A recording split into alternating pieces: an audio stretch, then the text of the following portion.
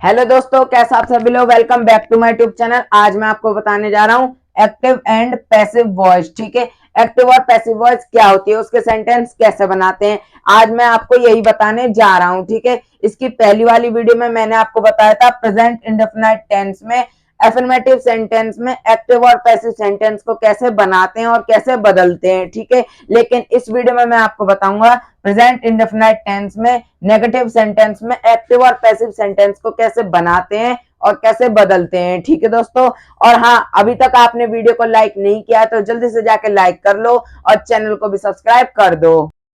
ठीक है दोस्तों, तो प्रेजेंट इंडेफिनिट टेंस में नेगेटिव सेंटेंस में एक्टिव और पैसिव सेंटेंस बनाने के लिए रूल्स होते हैं। ठीक है, उन रूल्स की मदद कैसे लेते हैं, उनकी मदद से कैसे हम सेंटेंस बनाते हैं, अब मैं आपको बताऊंगा। ठीक है, तो रूल है एक्टिव का सबसे पहले। ठीक है, एक्टिव का रूल है subject plus do does plus not plus verb की फर्स्ट फॉर्म प्लस ऑब्जेक्ट। ठीक है, अब इस रूल को समझाता हूं।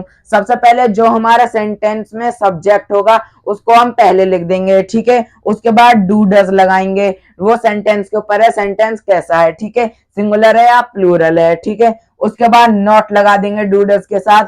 फिर वर्ब देखेंगे, वर्ब जो होगी उसके बाद वर्ब की हम फर्स्ट फॉर्म लिख देंगे, फिर ऑब्जेक्ट लिख देंगे, जो बचा कुचा होगा लास्ट में हम वही लिख देंगे। ठीक है, उसके बाद अगर हमें पैसिव में लिखना हो, और हाँ, इसकी पहली वाली वीडियो में मैंने आपको एक चीज बताई थी और इसमें भी बता रहा हूं कि अगर हमें एक्टिव से पैसिव में बदलना हो या पैसिव में सेंटेंस बनाना हो, बात एक ही होती है। और अगर हमें पैसिव में सेंटेंस बनाना है तो हमें ज्यादा कुछ करना नहीं होता कि ऑब्जेक्ट को सब्जेक्ट की जगह पे और सब्जेक्ट को ऑब्जेक्ट की जगह पे। ठीक है दोस्तों, बस इतना है कि सब्जेक्ट को ऑब्जेक्ट की जगह पे लाते वक्त हमें उसके आगे बाय लगा देना है। ठीक है, अब कैसे बनाते हैं वो बताऊंगा।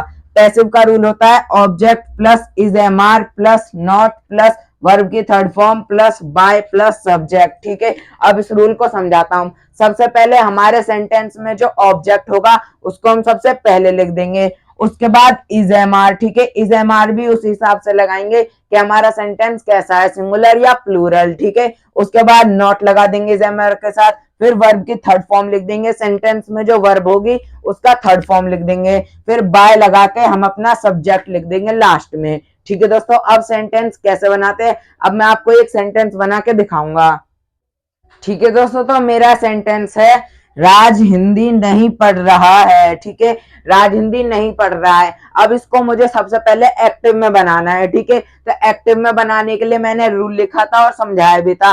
तो सबसे पहले लिखेंगे सब्जेक्ट। ठीक है, जो हमारा सेंटेंस में सब्जेक्ट होगा उसको हम सबसे पहले लिखेंगे। तो सब्जेक्ट क्या होता है, जो काम करता है। ठीक है, तो राज काम कर रहा है। ठीक है, तो राज लिखेंगे सबसे पहले हम।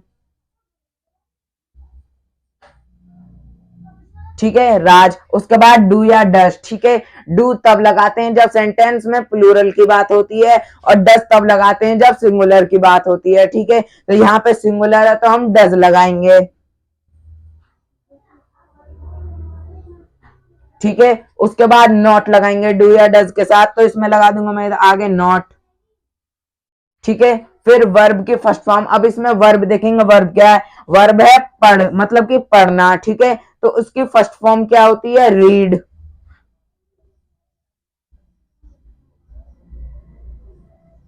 ठीक है, रीड लिख दिया, उसके बाद प्लस ऑब्जेक्ट, जो बचा कुचा है वो लिख देंगे। ठीक है, राज डज नॉट रीड हिंदी, क्योंकि वो हिंदी नहीं पढ़ रहा है तो हिंदी बचा है तो हिंदी लिख देंगे।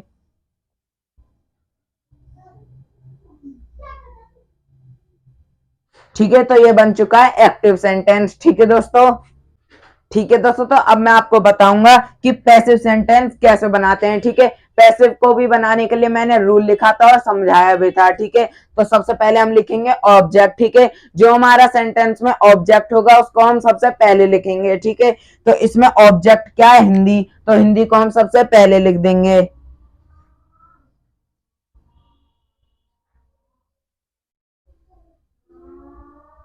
ठीक है, उसके बाद इज एम आर। ठीक है, तो इसमें हम इज लगाएंगे क्योंकि सेंटेंस सिंगुलर है। ठीक है, तो हिंदी इज, उसके बाद इज एम आर के साथ नॉट लगाएंगे तो इसके आगे हम नॉट लगा देंगे। अब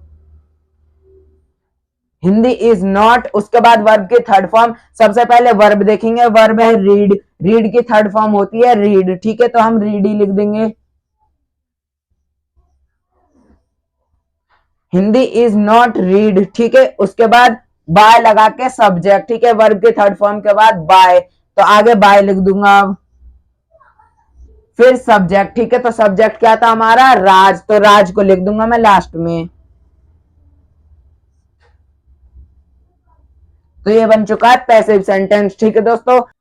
ठीक है दोस्तों, तो मैंने आपको बता दिया है एक्टिव एंड पैसिव वॉइस में, प्रेजेंट इंडेफिनिट टेंस में, नेगेटिव सेंटेंस में एक्टिव और पैसिव सेंटेंस को कैसे बनाते हैं, ठीक है। अगर आपको समझ में आ गया है तो फटाफट से जाके वीडियो को लाइक कर दो और चैनल को भी सब्सक्राइब कर दो। दोस्तों प्लीज चैनल को सब्सक्राइब कर देना, आपके लिए बहुत अच्छे से वीडियो बनाता हूं, तो इसके लिए सब्सक्राइब तो बनता ही है।